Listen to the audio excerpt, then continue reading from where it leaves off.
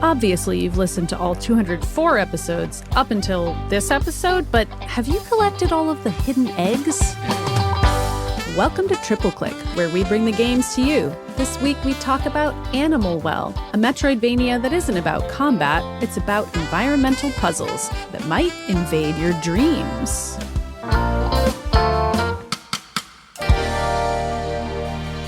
I'm Maddy Myers. I'm Jason Schreier. My name is Russ Frushtick, and I'm the best game of the week. Who is this person? What is going on? Hello, Russ Frushtick. Kirk Hamilton is still out, so we have a special guest host today. Every Russ, podcast must start that way that I'm on, so there's really there's nothing I can really do about it. Gotcha. Yeah, you really couldn't go with our format. We tried. Just throw us a bone here and do the Triple Click thing.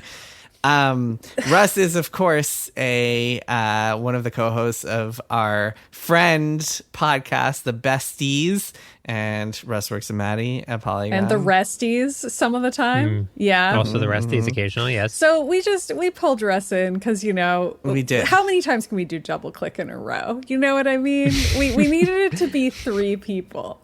Maddy, what's really fun about having Russ here is that you can explain to him all about Maximum Fun. I can, because Russ has no idea. He has no clue. At all what the Maximum whatsoever. Fun Network even is. But it's actually the name of our podcast network that we're on.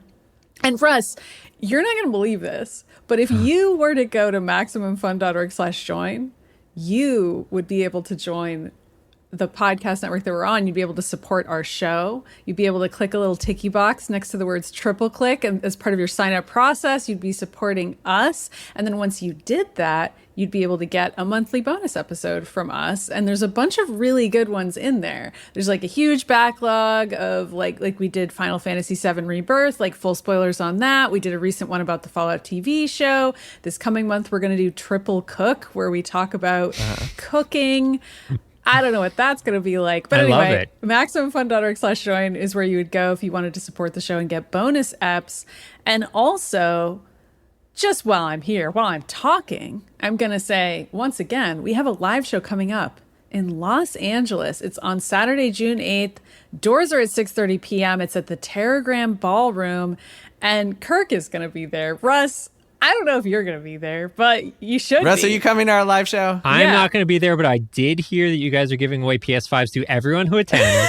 That's really exciting. You heard that. That's not corroborated in any way, and I haven't personally heard that at all, but Russ has heard it from someone. It's true. We will be handing out... It's going to be like a Kai Senate deal all over again. It's going to be great. Well, I was going to say we will be handing out Photoshop 5s to everyone who attends. You are correct. Yeah. We'll be handing out Photoshopping 5s. the letter 5 and handing it out to every single person who buys a ticket to our live show. So please do. Please do come. It's going to be really fun. And Jason and Kirk and I will have been playing some games at Summer Game Fest, so we'll be talking about that during that live show because it's right in that window. Yeah, I'm booking my schedule right now, and it is a nightmare. It is. Wow. We're going to have played so many games, though, because we are booked. Well, hopefully. I mean, the problem is that you have to go to 3 different places, so you have to account for our scheduling time. But we'll talk more about this closer. It's like E3 all over again. The listeners can hear about that on June 8th when we're fresh off of having dealt with it. It's true. The live show, we're just going to complain about LA traffic. Yeah, we're just going to be like, oh my God, the traffic. I was in the a 10 lift for an hour. The 5. Yeah, I love going to LA and seeing things in person that podcasters talk about all the time because as a Bostonian, the PCH. I don't know what the Grove is, but it's over there. Jason, what are we talking about today? It's not LA. Today we are talking about Animal Well. Once again, Maddy, you and I kind of teased at it a little bit last week, but we decided to do a deep dive into the game. And since Russ and I have been talking about it and kind of exchanging esoteric hints, up to opaque hints about our progress and whatnot over the last few weeks, I figured it would be good to bring him on. So, real quick, Animal Well just came out. It'll be about a week old as we air this episode. It's developed by a single guy, Billy Basso, who worked on it for 7 years. He just published a story about the development of that game and his journey on it over on Bloomberg.com. And so it is best described as kind of like a cross between Metroid and Outer Wilds, a Metroidvania with lots and lots of secrets and 3 different layers, as I described last time. And so the way we're going to have this conversation is we're actually going to talk about all 3 of the layers. Yeah. So this conversation is going to progress in kind of 3 the spoilers stages? are going to increase as we go. So first we're going to talk about the basics, which is kind of layer 1, the kind of core Metroidvania of it all. You're going around collecting objects and solving puzzles and exploring. And then we're going to talk about... And then Leonardo DiCaprio goes, we have to go deeper. And then we're going to go another layer. And then we go in the dream within the dream. It's funny you make that joke because there actually is an Inception puzzle in the game. Is there? Okay, I didn't even know that. But that makes sense. Layer 2 is the elaborate kind of backtracking, secret hunting that you have to do, and this is kind of the completionist layer. Basically, once you've done 1 and 2, you've beaten the game, and layer 2 is kind of a harder version of layer 1. And layer 3 is when things just go batshit, and you have to go and do ARG-ish stuff and collaborate with other people and solve ridiculous puzzles that I think the internet still, as of this recording, probably by the time we air this, everyone will figure everything out. But as of this recording, people have not. I have my doubts, Jason. Yeah, it's possible. I would be surprised if everyone has figured everything out. Well, at least all the bunnies. We'll get into that. Okay. We'll get into that. We will get into it. I do want to mention before we start really diving into it, I have kind of a deep-seated ethos against what we're here to do. About talking about it? Because you want people to not be spoiled on this game in any way, yes. right? I really don't want... So there's a level 0 where Russ is like, just play Animal Well before you listen to the app, right? Yeah, and I realize we're gonna dive into it, but like so much of the magic of this game lives and dies off of you discovering stuff for yourself and figuring out how the world works and stuff like that. And every single time that you hear someone say something about a bunny, for example, it takes it's like a little bit of my soul dies and Billy's soul dies at the same time. We share a soul. I don't know if you guys knew that, but is that a puzzle? This is how far off the deep end Russ has gotten. I mean, he titled his review, Don't Spoil Animal Well for Yourself, and I let him keep that title. And a lot of the review is pretty unhinged. It's a great title. This is a good preface. I think by the time, so this episode, we're recording a week in advance because of scheduling shenanigans. By the time this episode airs, I think a fair number of our listeners will have played it already. And so, yes, this is your warning. If you are interested in this game and you kind of want to go in pristine, as Russ would prefer you go in, then now is the time to stop listening and just press pause and come back once you've played it. But I think that a lot of people listening will have some familiarity. Maybe even they've collected all the eggs by now. So let's get into it. Let's start with some initial kind of broad impressions. Russ and I have been kind of obsessed, but Maddy, I actually want to hear from you first. Sure. How far have you gotten and what do you think so far? I mean, I'm pretty far. I'm in layer 2. I'm getting eggs. I haven't fully lost my mind. I haven't, gotten into whatever level you two are in, where you're talking about like a puzzle that requires, dozens of people collaborating in order to solve it. I haven't gotten to that stage, but I feel like I want to go back and talk just about my experience trying out the game so that we can just talk about level 1 or layer 1 for a second together first and like what that experience was like. So we got a code for Animal Well at Polygon, just one. And I took it because I was like, oh, this is a Metroidvania. Like, I'm Maddy Myers. What am I going to do? Not be the person that takes an indie game code for a Metroidvania? And I also was like, this is probably going to be pretty cut and dry. Like, I'm just going to review this game myself at some point. I'm not really going to worry about it. And then I started playing it. And yeah, like for the first hour or so, I was like, oh, this is really cool. Like really minimalist pixel art, really cool music. And then the more I played, the more I was like, this game's puzzle design is so incredibly detailed. It has fully ensconced me. I don't want to stop playing. Like, I also had a Hades 2 technical test code at the time, and I thought I was addicted to Hades 2. No, I was like full on into Animal Well for like a week, and I was just like, I'm so into this. And then Russ, I think you got a code just from your podcast, right? And then you DM'd me about it. Yeah. And then I started being like, this game deserves like a full review. And also, Russ, you beat it before I did because you're a super genius. And you could tell your own version of this when we get to you. But I was just like, we need to not only review this game is a huge deal. And then just separately from that, they sent us some more codes. And then I started becoming an Animal Well evangelist at Polygon.com and just trying to convince more and more of my coworkers to take a code just so that they could talk to me about Animal Well. So now we're in that level where tons of people at Polygon are playing it. And like, we've finally reached, as we record this, the stage where people in the regular world are playing Animal Well. But Russ, I want to hear from you about what your level 1 was like and what you hit and in terms of your emotional stages of being like, this is not just any old indie Metroidvania game. This is something really special and really cool.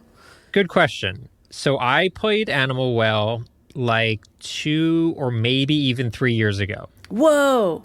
This was a preview build. I don't think it was in early access. I don't know that it ever did that, but I know that there was a preview build that I was sent, and just looking at the screenshots, I was like, oh, I'll play this. And I played for probably about an hour, and it was a very, not that early, because visually speaking, in terms of production, it was all like more or less where it is in the final game.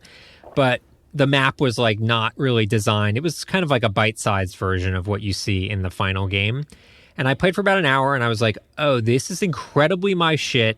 I'm not going to play anymore. Yep. Which is a common sort of situation for me where I'll just like play something in early access and be like, I want to see what the finished version is like because this like half finished is not doing it for me. Here I was so attached to what I played that I was like, I'm just going to like mark my calendar. And there's so many other games to play. I'm not like hurting for games, so I can wait until it's out. And man, I am thrilled that I did because it has just been like a delight. I think, Maddy, you and I probably play a comparable number of Metroidvanias, and there is no analog for this game in the genre. It's very quiet and focused, which you could argue like Metroid certainly is. Sure. But this is like a even way more opaque, mysterious, just sort of like gaseous, like puzzle box that you're trying to solve. Yeah. And it just feels like a different thing entirely. I think the closest analog people have said Fez. I think Outer Wilds is also, you mentioned, a fair comparison. It's really doing something that does not happen very often. And when I get to play these games that I can like go in completely blind and try to solve it myself. Yes. It's such a satisfaction to like really be able to like crack it open. Yeah. Let's talk about Layer 1. So I've been obsessed with this game for weeks now, and I think that like the experience both of you had is a pretty common one. It's one I had as well, where you start playing, and maybe if you're like us, you've seen a glut of Metroidvania games this year, starting with the Prince of Persia game, and then just one after another to the point where you're like, God, like I don't know how many more of these I can take. Well, and, I don't think that, but sure, maybe Jason. Nor do I. I don't know, Maddy. Did you finish like Tales of Kenzera? That game has like, some really tricky platforming parts that okay, fair enough. I eventually was like, maybe I'll come back to this, and I may or may not. Okay, fair enough. But Jason's point is right. Like there is burnout. Because I had the experience of being like, I don't know if I could do another Metroidvania. Yeah. I'm like, so. But anyway, so you play this, and maybe you're okay, maybe not. Maybe you're addicted to Metroidvanias, but maybe it's like me. You are like, not another one of these. But wait, there's something a little bit more here. There's something a little bit stickier here than kind of your average Metroidvania game, where it's like, here's the double jump. I got the dash. again this time. One of the kind of appeal points, one of the reasons it's so sticky is because it's so different and it feels so different. You could already tell from the aesthetics, from the way it's lit, from the way everything moves, from the way you're seeing these kind of haunting, like strange looking animals, ostriches and dogs and a squirrel that keeps kind of leading you around. But I think the biggest factor and the thing that will really keep people sucked in once they get in an hour or two into it is the items and how bizarre and unique they are. There's no other Metroidvania where you're getting a yo-yo or a slinky, and it's so creative. Yeah. Or even the bubble wand being the double jump was just immediately fascinating to me. Right. I was going to say, I think you can judge a Metroidvania by how creative it is design-wise, by how long it takes before you unlock the double jump. Because the double jump's such a staple. And even though arguably you do get the double jump in a way very early through the bubble wand, it's such an interesting approach to that power that it feels like something completely different and really can be utilized in way more ways than just, I can jump up a little bit higher. Yeah. So that's another trick of this game, is that not a single item in the game can only be used in one way. They all have multiple uses. And on top of that, most of the puzzles in the game can be solved in multiple ways. Like there are a few different solutions you can find to, one of the classic ones is at a certain, pretty early in the game, you find these dogs and they chase you and they try to rip you apart if they see you. It's like you play as this little pillow looking thing. I wonder if you're like a pillow and the dogs are just trying to. I called him an Eggman. Eggman. You play it. Well, you're hunting eggs though. Yeah. Russ called him an egg, and now I see myself as an egg. But you look a little like Kirby, also. Yeah, you're just like a Kirby-ish. little spherical thing. Sure, a little sphere. spooky Kirby, weird Kirby, we'll call him. And you run into these dogs. They try to rip you apart, and then early on you get this frisbee, and you realize, dogs. That's frisbee is the weakness for dogs. Yeah, this is how you solve the dog problem. Yeah, but then later on you'll get other objects, and those other objects also can help solve the dog problem in other ways. So like you find that if you're creative with the tools, you can really solve puzzles in all sorts of different methods. And so you start to realize, and then you start solving the puzzles and you start exploring and seeing the kind of interlocking nature of the map and the design. You start to realize like, okay, this is the central room. This is where I'm kind of moving out from as I go. And you start to realize how brilliant this game is and how different it is and how unlike pretty much any other Metroidvania I've played it is. Yeah. I don't think I've ever played a game in my life that gave me a slinky, by the way. Like some of these items, I'm like, I don't even know how you came up with this. It's actually a slink. Yeah, no, you're for right. copyright reasons. But I assume. I guess Ness had a yo-yo, is that right? Or Lucas maybe in Earthbound? Earthbound, that's like a JRPG. You don't even see. No, sure. I'm just trying to think of like analogs. But it's similar, where it's like the idea of like a children's toy being in a video game and like having a power is sort of an evocative idea. But even just like, why would you be calling phones to save? It was like just an immediate visual signifier. It's funny. Well, like, you mentioned Earthbound. That's something you do in Earthbound, actually. Oh, yeah, I didn't realize. Yeah, that's true. Okay, yeah. So there's maybe some I've wondered that DNA myself. in there. It's very weird. And I'm also like, well, maybe I'm talking to two people who know why I'm calling on a phone. That's the thing that this game does to you over time. Like, we're not at level 2 yet, but like part of the game is that over the course of it, you start being like, well, what does all of this mean? Because these objects seem completely random. And the different kinds of animals, like they're from different real life biomes. So it's like, why would any of these animals be in this collection? It's very weird. Like that's it's a well. What they're just in a well, man. Yeah, like, they're in a well. well. You're just in a weird well full of animals. And I think that's part of the charm of the game and part of what makes it so creative and also kind of otherworldly and spooky and under your skin, because you're just like, I don't know, like it kind of reminds me of when I was a child playing Mario, where I was just like, why would any of these things be here? Like, why is there a toad guy? Like, there's no answer to that. Why are Goombas and Koopas friends? Yeah. I mean, I still don't really have an answer to that. An animal well is a similar kind of weird world where there are just nouns and they're just there. And I don't know why they are the way Hedgehogs that they are. and chinchillas sort of walking around each other for some reason. capybaras and baths. You don't know what you're going to see. It's dream logic. It's its own kind of strange dream logic, and the way that the items interact with them is also follows its own kind of strange Mario-esque dream logic. And then as you're playing the kind of that layer one, the Metroidvania stuff, I think it hooked us all, and it's kind of like I was talking to Billy Basso about some of this stuff and the design choices he made, and one of the things he told me is that he started off being really inspired by Fez, and the reason he was inspired by Fez is because Fez did something that a lot of other games don't do, which is that it had these secrets hidden in the background, and you didn't know to look for them until later on, and once you knew to look for them, you were like, holy crap, these are here the whole time. And so that was kind of what inspired him, and so he did that, and we'll get into that in a bit. But I was talking to Billy about this, and Billy said something that I thought was really interesting and smart, which is that there's no way to get players to care about those secrets in the first place unless they're into the game. And so you have to kind of build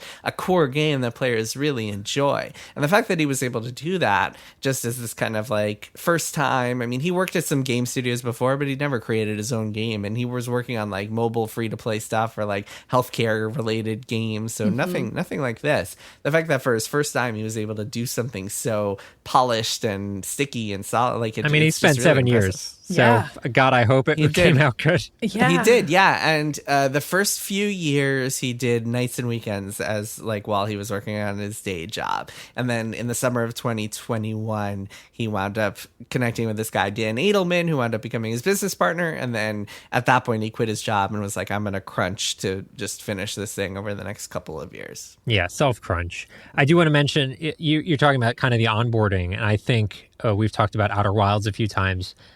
Outer Wilds took me like 3 or 4 tries for it to click for me. I think the first 5 hours of Outer Wilds are the hardest by far. I agree. And I think this is a really good representation of another way to do that. And I think Billy was right. You get players hooked on an experience that is relatively approachable, mysterious and like tricky at times. But for the most part, like you're not dying every 2 seconds. You're not crashing into a tornado. Here, you actually feel like you're getting your feet wet. And then, so by the time you're hooked, they can start throwing those real curveballs and it doesn't feel like you're getting punished too hard. I think other games like Spelunky as well are like really harsh to get into, but have some amazing secrets within them, but you really have to work to find them. And here you're kind of just like eased into it. Yeah, it's a very seamless experience. You do not have to, it is not one of those games like the Souls games where you're like, just stick with it. Like you really don't have to. And what's really brilliant about it is that it feels really approachable, but also even from the very beginning, it encourages the kind of non-linear thinking or thinking outside of the box that you need for even the deeper parts, the secret parts. And the perfect example of that is the ghost dog that chases you. Early on, you find a ghost dog. I won't, for Russ's sake, I won't explain the solution, but basically in order to solve this problem, I did figure it out. That's the thing. It takes a little while, and sometimes you have to be like, you know what, screw this, I'm going to come back later. I'm going to go explore some more and figure this out, or I'm going to go like take a shower and just stare at the wall until I figure this out. And wonder why but once you figure it out, you're small. like, oh, okay, this is fair. This doesn't feel like something where the game is screwing me over or anything like that. But I had to think a little bit outside the box, and it's kind of training you for the future secret hunting in a really smart way that I thought was really cool. You have to bypass the ghost dog, or you have to get past the ghost dog in a way that most people wouldn't think to do. And that makes sense. I mean, I also think, I also don't want to give a specific example because I'm also trying to respect Russ's wishes, but I feel like we've sort of alluded to this, but each of the traversal items that you get, they each have traversal abilities. I would discover their secondary abilities by accident. I think every time, just by virtue of using them and being like, oh, if I do this, or if I jump here by the item, it does that. And that would not happen right away at all. Like sometimes it would be like 2 hours later and I'd be like, I could have been doing that with the item the whole time.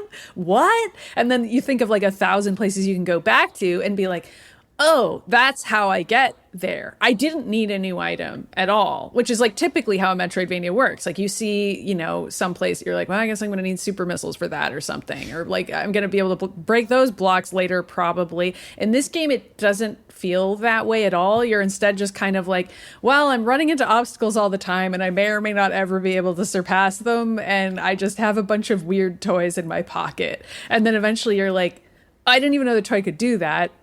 And I guess that obstacle wasn't an obstacle after all, because I didn't realize that this dumb toy I had could do this other thing, which is a pretty fascinating way to use traversal items. To not only be like, okay, you're collecting new traversal items all the time, but to also be like, there actually aren't that many total. It's just that you're going to want to mess with the ones that you have a little bit and just kind of be like, well, what happens if I use this item near this enemy? Anything? Is it going to react in some type of way? And you're going to want to do that with like all the items, as it turns out.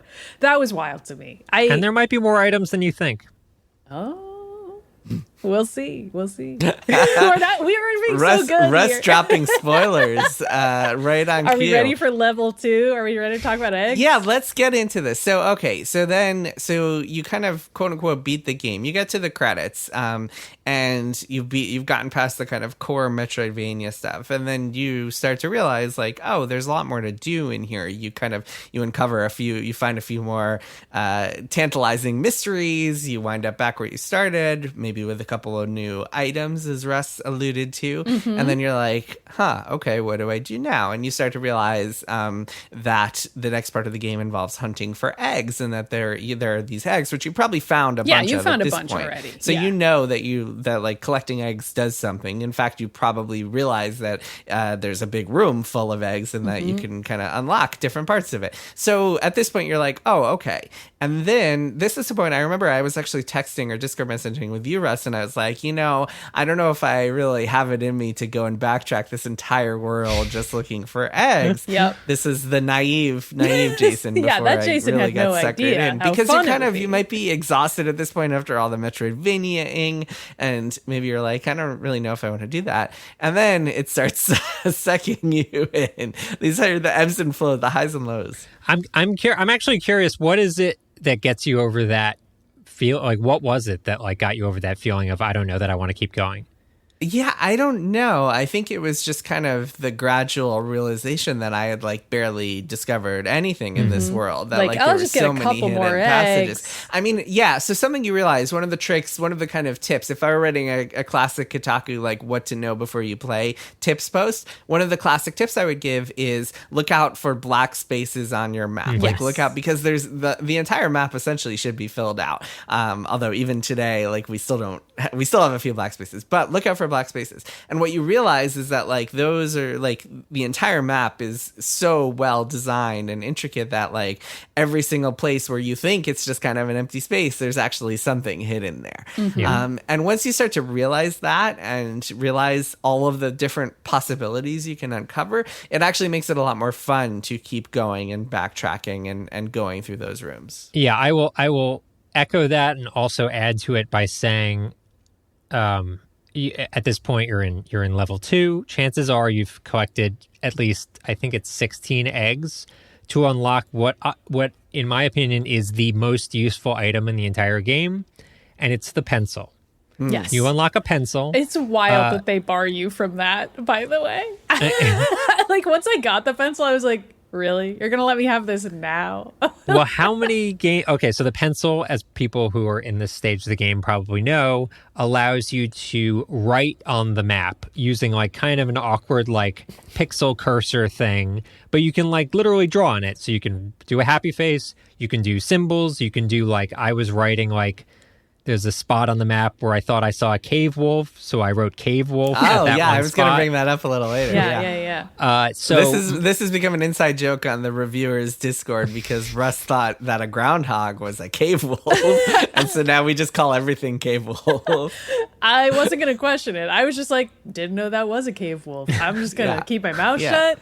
Russ knows more than me. I don't know. I don't know what all the animals are. But my map at this point is like a crazy person's map. Like it is like the Unabomber's notebook, basically. Connecting the pieces of string. And some of that stuff is relevant and some of it isn't, and I don't always know what is important versus not.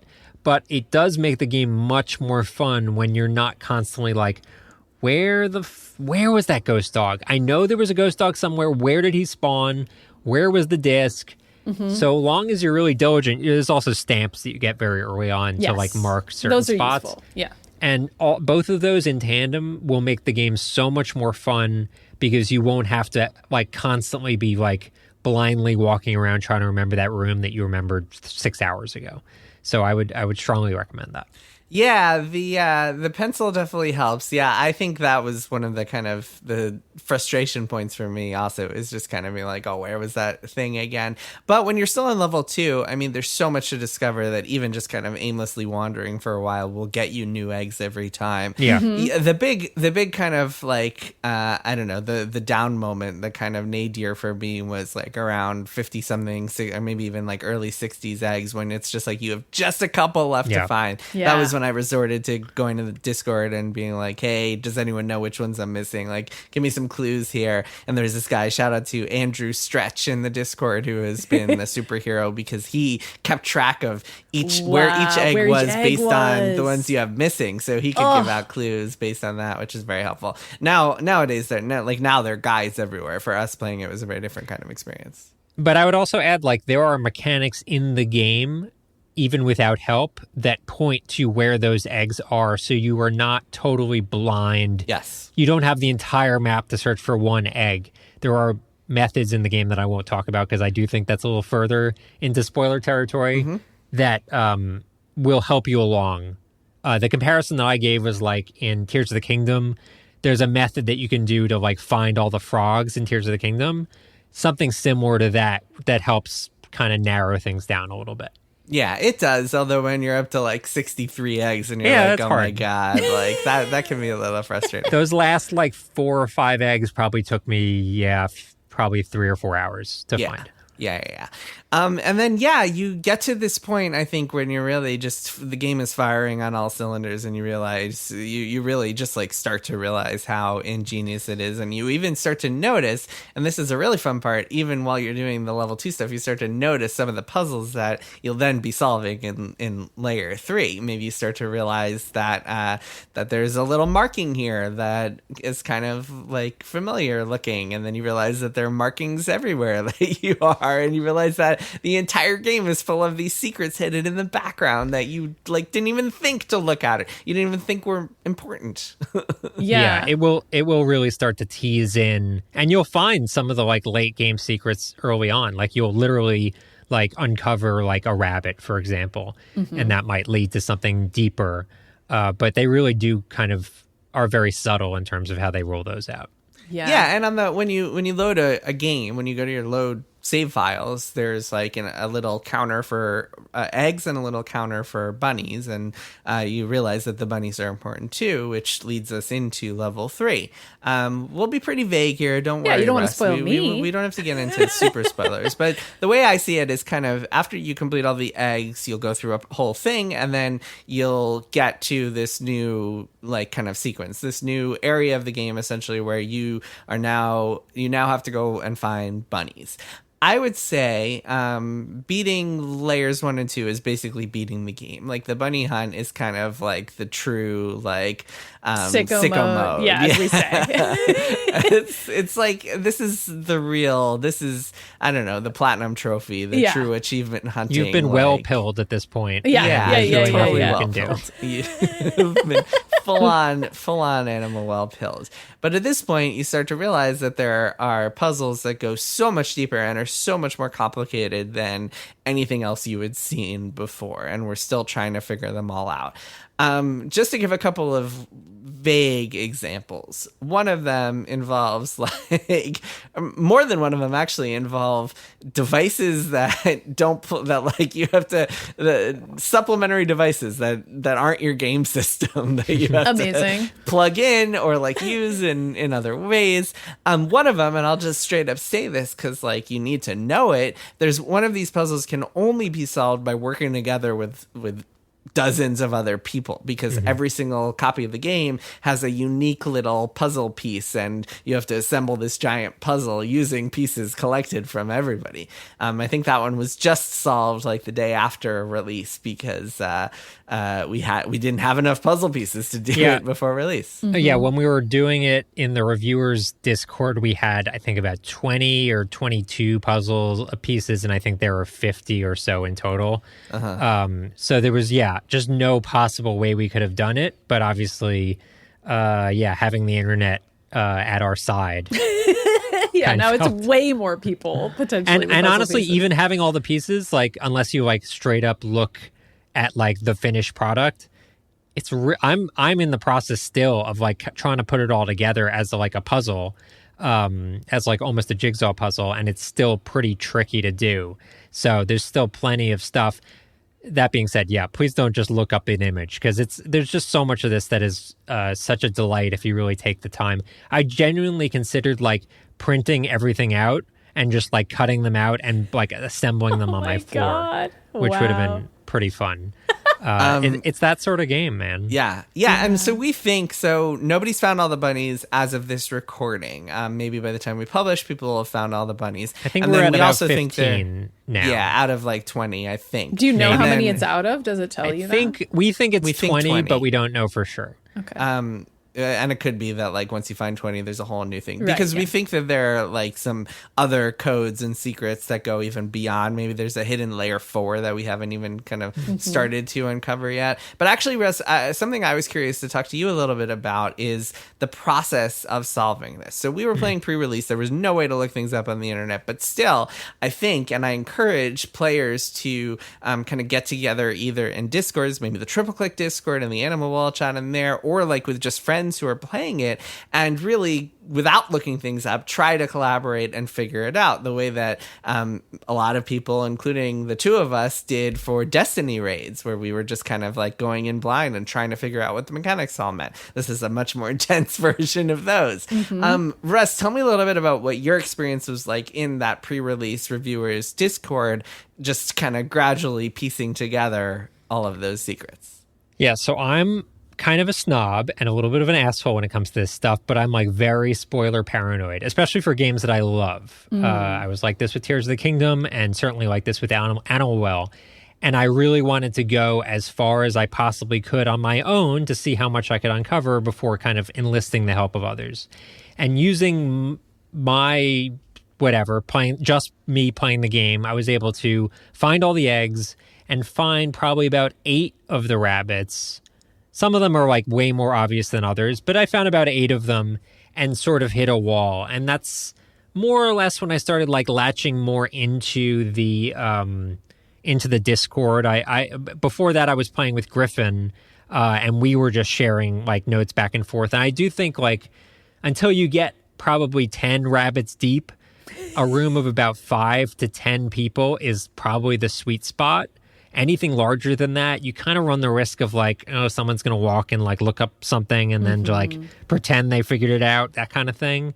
But with 5 to 10 people you trust, I think you'll like have an amazing, amazing time just kind of piecing this all together. And that's how it was. And now that I'm like past that point where we have this room of, again, it's still like 20 people. I know that there's like a main Discord that has like hundreds of people playing the game right now. I haven't gone in it intentionally because I know that there are people that are now like have found things that I haven't found. And I'd rather at the very least have a buddy being like, oh, maybe you should look into this. And I can still have some sort of puzzle to piece together rather than it just being like spoon-fed to me. Yeah, but the process of doing that is just so unique and interesting. I mean, because of the nature of the game, it's kind of like we all kind of gradually realized that there was almost nothing, like every stone had to be uncovered. Every like batshit idea, no matter how bonkers it seemed, we had to try. There was a moment where I was staring at the kangaroo, who's obviously very frequently present. Yeah, even in level 1, you're going to run into it. And watching the kangaroo's ears, and I would be like, okay, so when he's facing this way, his left ear points to the left, and when he's facing the other way, his right ear points to the right. And maybe there's a pattern, and if I go to all the spots where the kangaroo spawns, maybe he'll like have some sort of secret key for me using his ears. Like in Morse code or something? Yeah, I've since decided, but I don't know for sure, that that's not anything. Like, I don't think there's a kangaroo code. But that's the sort of mindset that you get into. And if you were to like chat with someone and not know the context of what they were talking about, you would think they were fully insane. Yeah. Yeah.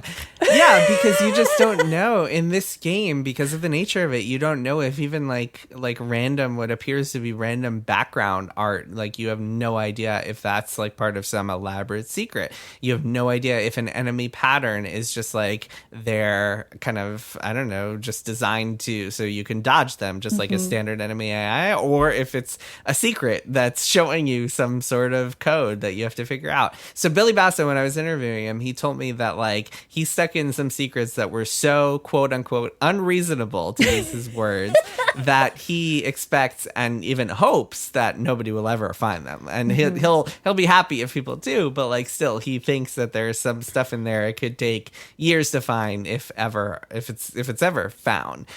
He made comparisons to like the big hunt that people were making for the Shadow of the Colossus, like 17th Colossus back in the day. I was thinking, Russ, you'll appreciate this, about the secret 6th chest or 7th chest, whatever it was, in the Vault of Glass back in the day. Remember that mystery? We did an episode of Split Screen about the Secret Hunters of Destiny, and this stuff is just so cool. And it seems like the game has been a big success, which makes me very happy, because it's cool to see a game like this get rewarded. Yeah. Secret hunting, man. And maybe there'll be another one. I also know, for what it's worth, I think Dan Edelman, while we were in the review process, created a website. I don't know the exact URL offhand, but it's something along the lines of, "Are all the secrets in Animal Well found?" And it just says no. So if you're ever stressed about the idea that maybe you have found all the secrets, there is a website to indicate whether you have indeed. Yeah, just go check that out. I think, so I hit a wall in level 3 where I was like, I don't have the time or the brain power to like handle, to find the rest of these secrets, but I'll just kind of watch from a distance. And I've been enjoying that too, just kind of watching, keeping up with the Discord and watching people find 15th bunny, 16th bunny, so on and so on, which I've enjoyed. But yes, the process, if you are extremely smarter than I am, and you have a good group of pals, see if you can find all the bunnies yourselves. See if you can figure it out. There was stuff in there that I've now found that I saw probably a dozen times before actually getting to the moment where I realized there was a secret there. Like, literally was like playing through moments in the areas in the game that were just totally hiding in plain sight secrets, that once my brain clicked, oh, that's the secret, it was like a total like mind-blowing experience. And that's just why Animal Well is so special. It's like it just warps your brain into really just being incredibly paranoid. And I've been having I've been having like Tetris effect dreams about this game. I had a dream where I was running through in Animal Well, like seeing signs in areas that I hadn't previously seen signs before, and then waking up and being like, no, that didn't, there's no fucking sign there. So it's one of those sorts of games. So how much longer, Russ, do you think you're going to keep trying to do the bunny hunt yourself? I'm going to keep doing it the way I've been doing it, which is like, again, I got, using our group, we got to about 14, I think. And now our group is starting to utilize like a little bit of help from the internet. But even then, once all the bunnies are found, I'm going to use the friends that we've formed within that Discord to basically just like, hey, maybe like I was asking for like, what quadrant would something be in, or something like that, just as a way to like nudge me. Because the map at some point, at a certain point, it just gets too big. Yep. And like scrubbing through it for every tiny little detail is too hard. But when they do give me that nudge and I am like led to what the actual like puzzle is waiting for me, oh man, so much fun to figure it out. I spent probably about a half hour figuring out one this morning, and it was like almost led by the nose, and it still took me a while to figure out. So it's really great. It's a special game. Maddy, do you think you're going to do any bunny hunting, or do you think you'll stop after the eggs? I think I am. I mean, you probably have one. Have you found one bunny? Maybe. No. Well, no. I don't think. Well, there's one you see like first thing in the game. There's one that you see. There's like the one that you always see, but I think my counter only says one bunny right now. So, okay, so you have found one bunny. I think so. I'm going to check after this. To be clear, the one you see, it doesn't count on your counter until you've caught it. Correct. Got it. Okay, then I think it's 0. Yeah. Okay. Because I haven't caught a bunny. I don't even know what that means. Like, how would I? You might have accidentally caught one. You use the net. Yeah, right. You pull out your net and stick it in there. I know you're messing with me. Well, at the end, I mean, all these eggs and bunnies. At the end, you just have to prepare a feast. That's the real secret of Animal Well. I mean, it's like an Easter thing. I mean, I don't even know. I said it on. So mostly I just want to see, what happens. The true ending is going to be buck wild. Yeah, it's like, what is this all leading to? Is it leading to something? I wonder if it's going to be a true ending. I guess we'll see, because it does feel like, and I think there's some people who might be listening to this that might feel a little intimidated, because it does feel to me like you can safely say you've completed the game once you found all the eggs and gotten to that point. Yeah. And also, it's not that hard. I mean, maybe we should just say that, since we're like getting to the end of this segment. Like, the beginning is really not that hard. So if anything we've said seems intimidating, trust me, what Russ said about the on-ramp is really true. And I also took a really long time to get into Outer Wilds, and I really back up what he was saying before. It took me hours, and I got motion sick playing that game. This isn't like that at all. It's a 2D platforming game, so you're not going to get motion sick, for one. And also, like, the initial puzzles are pretty simple. And then it builds and builds and builds, and it really just draws you in. And before you know it, at least in my case, I was just like, I already had a bunch of eggs before I even hit the credits. And I was already enjoying hunting for eggs, because to me, that reminds me of, like, getting all the extras in a Metroid game, which I love doing anyway, because those are always just little environmental puzzles. So I was just like, oh, this is just fun. And then by the time you're getting a bunch of eggs, you're already you're halfway to sicko mode. Like, you're already kind of there. The game's already got you. Yeah. So just do it, just give it a try. And then fight the urge. Fight the urge to look stuff up. Yes. Honestly, like, you're going to hit a moment when you're like really banging your head against something. Just like go somewhere else. Yeah. And like, maybe it's like a crossword puzzle. You like walk away. Just go do something else. Just go do something else for a while. That's nearly always what the solution would be for me, because there would be something else to do somewhere else every time. Right. So it's still fun. All right, we're going to take a break. Russ, we're going to say goodbye to you. So Maddy and I will be back with one more thing. Russ, thank you so much for coming on. Thanks, y'all. Show. It was fun. And we will be spoiler-free in your wishes, in your honor, even after we say goodbye. That's right. All right, let's take a break.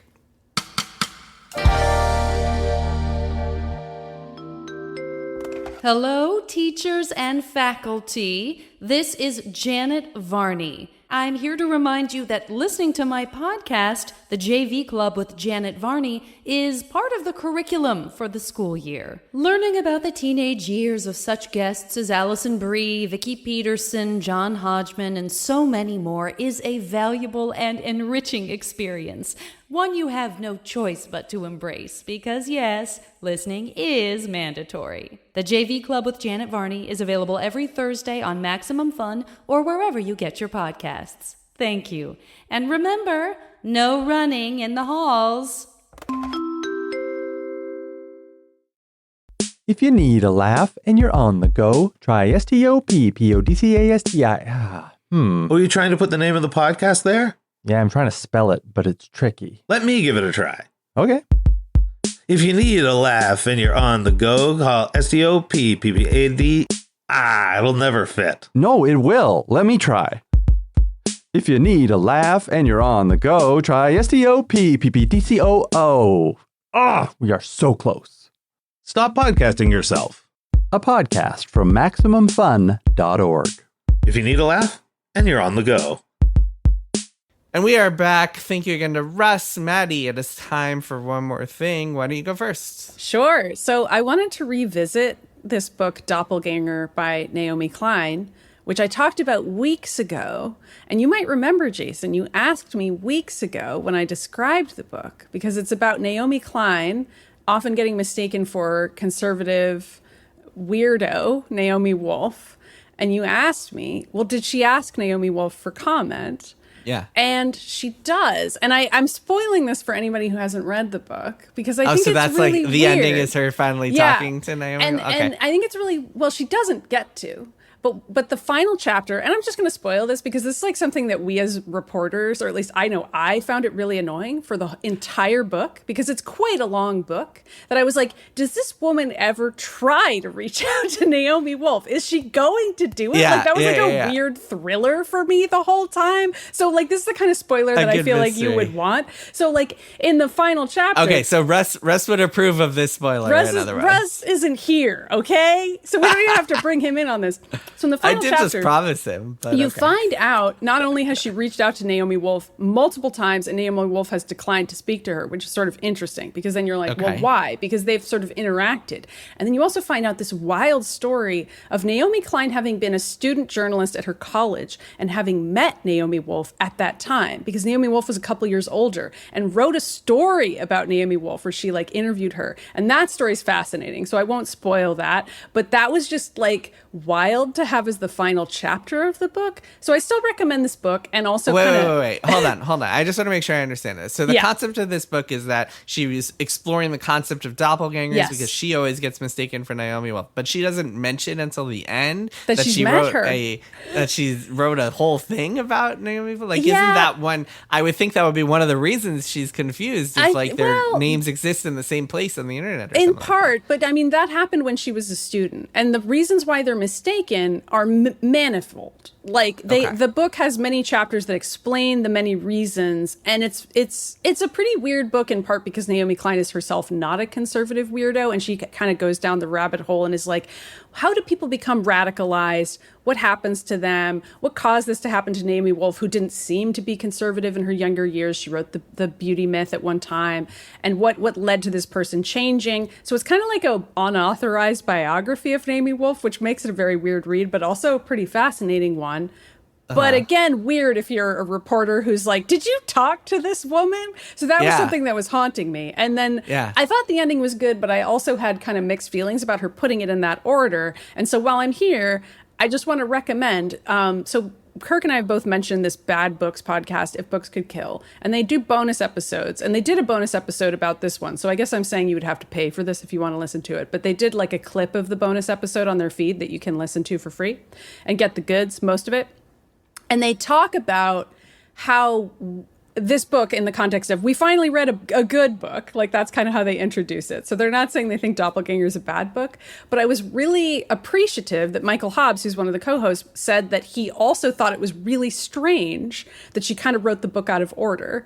And he reconstructs the book in order as part of his review, which I just thought was great. So I not only recommend the book Doppelganger, I also really loved this bonus episode where Michael Hobbs kind of goes through the book in chronological order and is like, here's what the full timeline is of this weird relationship between these two women.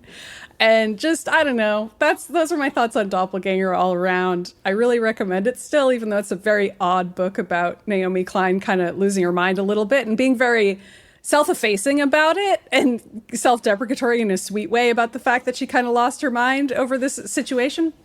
And then also just hearing Michael Hobbs get into it on If Books Could Kill was a really great episode on the book. And he has a couple like minor critiques of the book that I agreed with too. So that's my one more thing. I feel like Kirk now kind of combining multiple things in one more thing, but whatever. He's not here. That was all relevant. Kirk has a much looser, more tenuous connections. Yeah, Kirk would be like, that reminds me of a horror movie I watched recently, and now I'm talking about that. I'm not doing that. So it's your turn. It makes more sense knowing, I just looked it up, it makes more sense knowing that Naomi Klein isn't actually a reporter, but more of kind of like an essayist. Author, activist, like essayist type. So that makes sense. Yeah. So she might not know how much that sort of thing annoys a reporter reading a book. She might just be unaware. I don't know. Yeah. I mean, also the rules for writing books, I think, for reporters are a little bit different. Yeah, you can do it whenever order you want, I suppose. But well, you can just kind of, you can be a little looser with stuff in books. I mean, when I say you can, I mean, I don't like it a lot. I mean, one of the things I would think you would have many opinions about it. I've railed against recreated dialogue constantly, like in these books. Mm-hmm. Well, she doesn't do that, but it is an unusual structure. Like, she does kind of tell this woman's life story out of order, so you have to kind of be willing to go with that when reading it. My one more thing. So usually before I talk about a video game, I like to spend a decent amount of time with it. But my one more thing was a game I haven't actually played too much, but still wanted to talk about. It's called Minishoot Adventures. Mm-hmm. So this is a game. It's an indie game. It has gotten a little bit of buzz and some pretty good review scores because it's really charming and looks good. And it's kind of this. It's best described as kind of a twin stick shooter version of Zelda. It's like a homage to Zelda games. You got your hearts, you got your keys, you got your dungeons and your abilities that you got. Yeah, it's classic stuff. But instead of just kind of slashing and hacking enemies, you are using your two joysticks and maneuvering around this kind of spaceship and holding the right joystick to fire and holding the left joystick to move. And a lot of people are into this, and all power to them. But I bounced off of this game hard, and the main reason for that is because shooting, for me personally speaking, very personally, shooting in a twin stick shooter is so much less tactilely satisfying than slashing something with your sword or like kind of any sort of traditional 2D gameplay, Zelda gameplay or Metroidvania gameplay. And so I went into this fully expecting to really enjoy it because I really enjoy these types of Zelda-like games. And I just found that like, oh my God, I'm just kind of like sitting here. My guy is like just dodging bullets and holding the right stick like to the left or diagonally or something, and it's just not fun to play. And I just totally bounced off of it, which I thought was unfortunate because I think a lot of people like this game and a lot of people will like this game, but it just was not for me. Your reason makes sense, though. I get it. I mean, I really like a twin stick shooter, but I understand exactly what you mean. There's nothing like hitting something with a sword in a game. It just doesn't have the same feel. Yeah, you kind of, I wanted that. And I don't know. It's cool that there's something unique, that they're trying something new. And I no shade to anyone who likes it, but I just bounced off of it hard, unfortunately. So I'll be going back to a different kind of projectile dodger, which is Hades 2. At least for a bit. I'm probably going to stop and wait for 1.0 at some point, but at least for now, I'll be checking that out. All right, Maddy. It was I can't say I'm so used to saying Kirk, Maddy, it is time to say goodbye. Maddy, Ghost of Russ, it is time to say goodbye. And we will see everybody soon. Bye. Triple Click is produced by Jason Schreier, Maddy Myers, and me, Kirk Hamilton. I edit and mix the show and also wrote our theme music. Our show art is by Tom DJ. Some of the games and products we talked about on this episode may have been sent to us for free for review consideration. You can find a link to our ethics policy in the show notes. Triple Click is a proud member of the Maximum Fun Podcast Network, and if you like our show, we hope you'll consider supporting us by becoming a member at MaximumFun.org/join. Find us on Twitter at TripleClickPod, send email to tripleclick@MaximumFun.org, and find a link to our Discord in the show notes. Thanks for listening. See you next time.